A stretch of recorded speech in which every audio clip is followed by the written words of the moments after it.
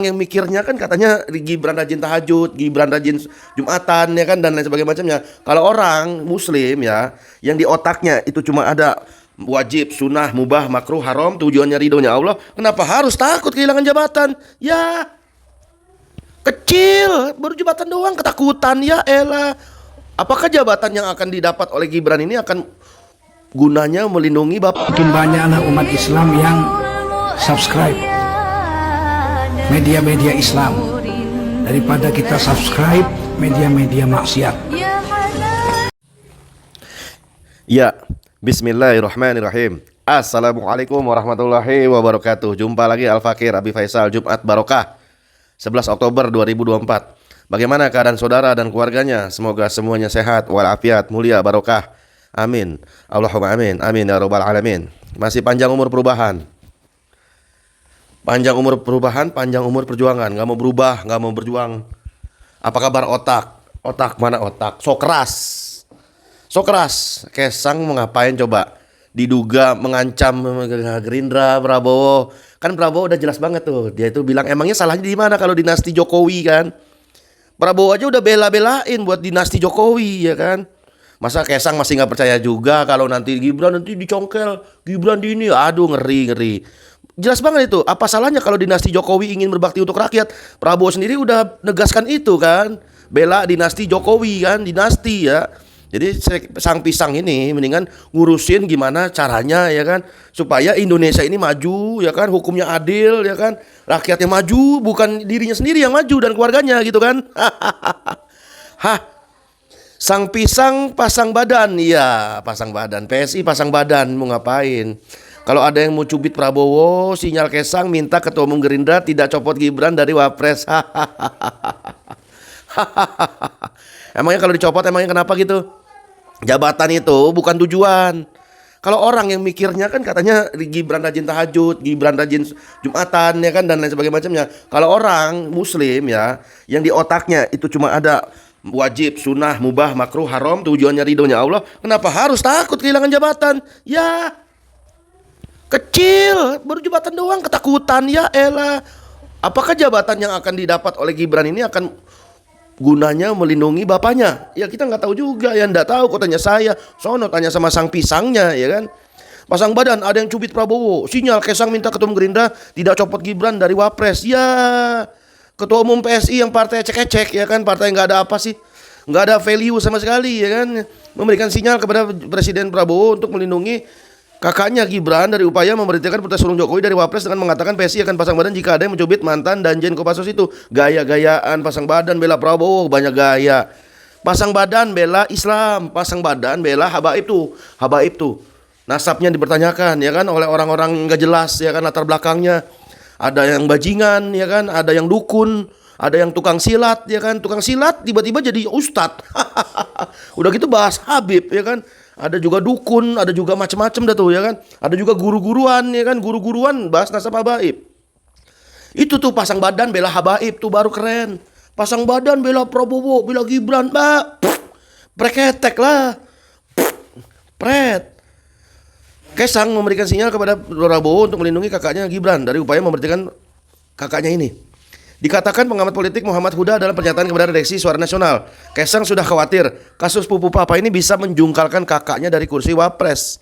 Kata Huda, desakan publik untuk menyingkirkan Gibran dari posisi Wapres sangat kuat. Setelah pelantikan presiden dan wakil presiden 20 Oktober, apalagi ditambah pula ada gugatan yang ditunda, ya kan, gugatan PDIP yang ke Petun itu ditunda yang soal KPU itu. Tanggal 24 Oktober. Tentulah desakan publik makin kuat lagi ya kan. Rakyat itu makin kuat lagi. Nah menurut Huda, setelah Jokowi tidak berkuasa, partai-partai mulai berani nih mengkritik keras Gibran. Kelompok masyarakat sipil harus bersuara agar DPR dan MPR mencopot Gibran dari posisi Wapres. Hal ini bukan hal yang susah, karena ketua MPR-nya sendiri dari Gerindra ya kan. Bisa terjadi dua hal. Bisa ketua MPR dari Gerindra bisa congkel itu yang namanya Gibran, atau bisa juga untuk mengamankan posisi Prabowo sampai 10 tahun ke depan. Bisa saja. Misal di tengah jalan Gibran dan Prabowo itu jabatan yang baru seumur jagung itu satu tahun menjabat. Tiba-tiba desakan publik untuk nyuruh Prabowo dan Gibran mundur karena banyak kesulitan ekonomi. Bahkan amit-amit kalau sampai ada krisis moneter 2025 tahun depan. tentulah desakan publik makin kuat, dan disitulah gunanya ketua MPR yang dari Gerindra, ya kan. Pokoknya mau apalah, mau rusuh, mau ricuh, mau chaos, mau apapun, pokoknya tetap amanin Prabowo dari presiden. Nah, bukannya menjungkalkan Prabowo, tapi malah semakin kuat itu kukunya di tanah, ya kan. Walaupun desakan publik untuk menuntut Prabowo dan Gibran mundur nggak dihiraukan, nggak akan diabaikan. Nggak akan mudah terlaksana begitu aja, karena udah di guardian of Prabowo, karena udah dijaga oleh penjaga galaksi Bima Sakti, tidak lain dan tidak bukan adalah Gerindra yang juga jadi ketua MPR. Desakan publik, rakyat berdarah-darah, bahkan banyak korban nanti tahun depan bisa jadi kan, bisa aja. Karena deflasi 5 bulan berturut-turut ini sudah membuktikan faktanya, daya beli menurun, ya kan, PHK massal, ya kan, mau jualan itu antara hidup atau mati, ya kan, susah-susah gampang susah, ya kan. Kalau ini bisul ini udah korengnya ini udah keluar, ya kan, udah meledak ya tahun depan, resesi ekonomi, krisis moneter, bisa saja Prabowo akan diminta mundur oleh rakyat, ya kan. Nah, inilah uniknya Prabowo. Kecerdasan dia itu bisa melihat sesuatu yang belum ada, ya kan. Nah, daripada nanti publik usut supaya dia itu mundur, makanya ketua MPR-nya dari dia juga gitu kan. Padahal secerdas-cerdasnya Prabowo, lebih cerdas lagi rakyat yang bisa melihat berbagai macam fakta-fakta kemungkinan, berbagai macam banyak analisa kemungkinan dan kemungkinan lainnya. Karena politik itu, apalagi demokrasi, itu bicara bukan soal mutlak atau enggak mutlak, bukan bicara absolut atau tidak absolut, bukan bicara sesuai undang-undang atau tidak sesuai undang-undang. Kalau politik demokrasi itu bicara bagaimana supaya kepentingan para wakil rakyat dan kepentingan para elit bisa terlaksana, memuaskan hajat seluas-luasnya, memuaskan naluri sekenyangnya. Itu politik di dalam demokrasi ala barat Yunani kuno, ya kan. Sedangkan politik Islam sangat jelas. Pemimpin itu adalah pembantu, penguasa itu adalah kacung. Bagi siapa? Bagi rakyatnya. Nah, rakyatnya ini yang bos. Rakyat jadi bos, karena rakyat bayar pajak, ya kan, sengaja menggaji Prabowo 5 tahun ke depan, suruh kerja. Nah, gua bayar pajak buat Prabowo, Gibran itu, ya kan, kerja. Saudara atau siapapun, aneh atau apa, itu buat mereka kerja. Dan jabatan mereka 5 tahun ini cuma 5 tahun. Dan itu juga kalau misal 2 periode juga kan, nggak tahu juga kan, biasanya udah gitu. SBY 2 periode, Mulyono 2 periode, dan lain bagai macamnya. Sedangkan dalam Islam, penguasa itu adalah pembantu bagi rakyat, pelayan bagi rakyat, rakyatlah bosnya. Penguasa di dalam Islam, riayah su'unil ummah, mengurus urusan rakyat dengan urusan yang hanya datangnya aturannya dari Allah Subhanahu wa taala, bukan dari akalnya Gerindra, bukan dari akalnya Ahmad Muzani, bukan dari akalnya Puan Maharani, bukan dari akalnya Prabowo, Jokowi, Gibran, Kaesang, PSI, Golkar, Demokrat, P3, SBY, AHY, bukan akal mereka. Karena akal mereka itu nggak ada otoritas untuk menemukan yang namanya kebenaran.